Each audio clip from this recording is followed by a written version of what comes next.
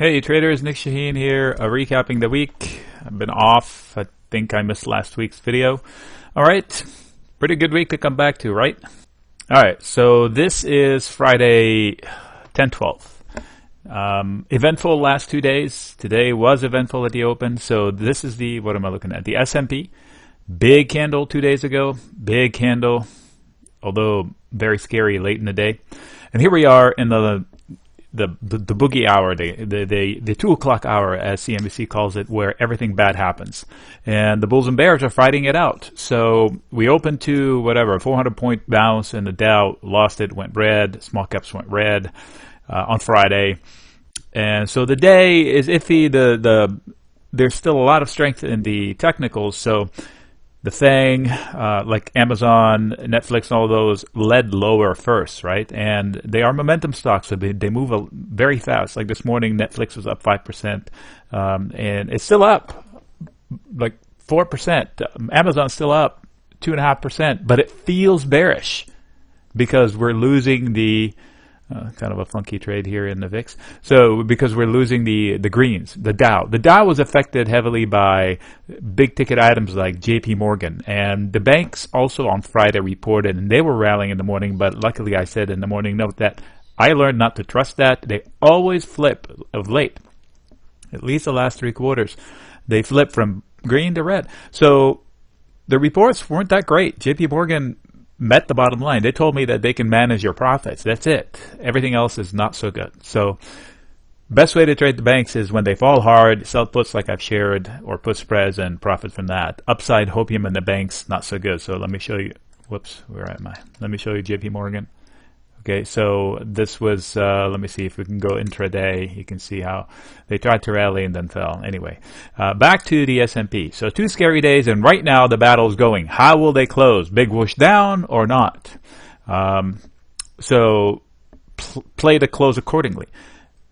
What do I do as far as trading? Nothing new. I am trading a few spotty particular theses, and I've been sharing them, but they're specific standalone trades, not to where I think the market is going up or down. If I'm long, I'm still protecting. Like I've said, I have puts or put spreads specifically in the indices that I'm long, or specifically in stocks.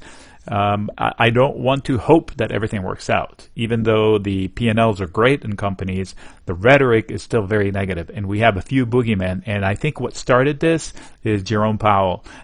Not him, but how people interpreted his sayings. He actually said things are great. He couldn't have been more positive.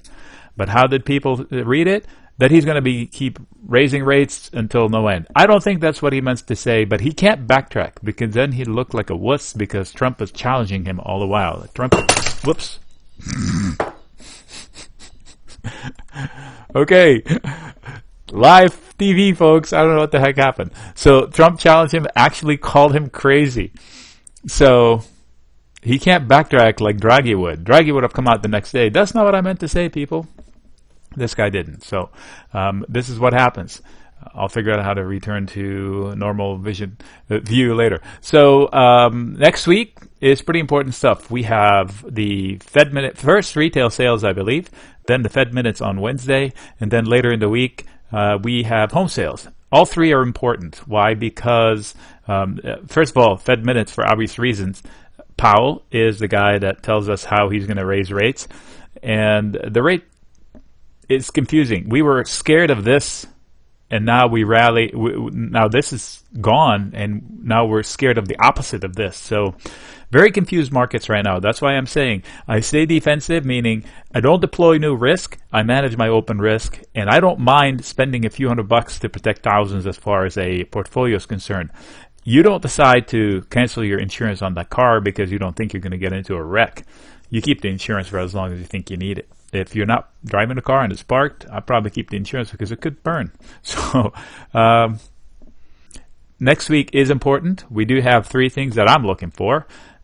The other 2, so retail sales first, and then later on in the week, home sales, those go towards, are we softening? So if you listen to CNBC, the experts there are saying, hey, this guy is going to raise rates, and then we're softening. So he's not seeing what we're actually seeing, and he's going to pull a Bernanke and not Yellen. Yellen said we're data dependent. This guy has not said it yet. all he has to say is we're data dependent. That's it. If he says that, the market will rally, because then the Fed risk is out, meaning they're not anti-markets. They're still sympathetic to markets. Yellen said, I'm raising rates, but I'm data dependent. This guy said, I'm raising rates because things look great. So he sounds like he's going to raise rates regardless of the data because things look great. And then the experts are saying things are not that great. Home sales are dropping off because rates are rising. Car sales are dropping off. So they're all scared. All right. We have earnings reports coming up soon, and that could change one of those fears. So the bulls need a piece of good news to eliminate one of the fears. So this week, we had some nicey talk on the Chinese sector, and you can see some upside moves in companies like IQ, for example, was up big today. Companies like Hua was up big. I don't know if they still are. They're still green, but a lot less green than before. So that makes sense. What doesn't make sense is things like Boeing. I expected it to hold its greens better than it did because it's somewhat impacted by China. Ooh, that's a pretty funky candle. All right, so the small caps, I did note that there could be an opportunity here. Why? Because on a daily basis, this was a point from which they rallied big time. So as a thesis, I could go long the small caps with tight leash. What I mean, I'll spend a few bucks risking on a debit call spread. I'll probably go out in time to November and play an upside trade there. If I'm gutsy and I know what I'm doing, I would probably sell a credit put spread or maybe an iron condor in order to finance that. But that gets fancy. All depends on how we close today. Okay, if we close a lot lower, then I would look into this zone here before I deploy some upside. So look at the volume. So this is a legitimate correction. And I call it a correction because Wall Street defines a correction as 10% drop. This is 12.5% from top to bottom for the small caps. Even the Qs, which is the NASDAQ ETF. So eyeball almost 10% top to bottom at yesterday's low. So it's a legitimate correction from the Wall Street terms. Whether it comes out to be the bottom, it was about 13.5%, I think, in February. So was this February? No, that's March. Is this February? Yeah. So here we go. 12, almost 13%. The March, 11.5%. So we could have a little bit more. You can't time it. I'm hopeful for the earnings. I can start building a long position in the earnings. I've been sharing ideas there. All right.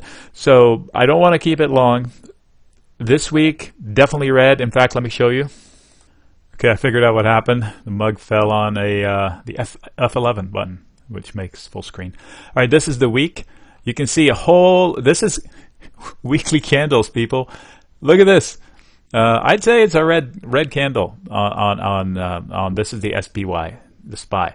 So a lot of hard work erased in 1 week. But look where we go back. We go back into a pivot zone. Pivot zones are usually support on the way down. Here's an important trend line that got pierced. I have to zoom out to tell you what. This is the NASDAQ. Again, a good correction. This is the small caps. It's back to a consolidated zone. So the bulls and the bears will want to fight it out again here. Industrials will hit. The banks are hit. And the banks, this I don't like because it's some sort of a inverse cup and handle bearish. So I'm not chasing banks up moves. The Dow, same story. FANG. Bonds, also you can't see it down here. I'm looking at it. And fear. The fear one is pretty important. Let me see if I can do it for you. All right, so here's fear. So this was the February correction, right? That's where it started and it ramped up right here. And this was the last failure, and we're right there. So the next couple of candles in, quote, fear, this is a VXX, a derivative of the VIX, then would be telling. So this is a ledge/zone we're in as far as fear. All right, so again, defensive posture. I'm not adding big upside risk. I'm sniping entries here and there, and some of them are short, some of them are long. If you have any questions, let me know. Nick signing out.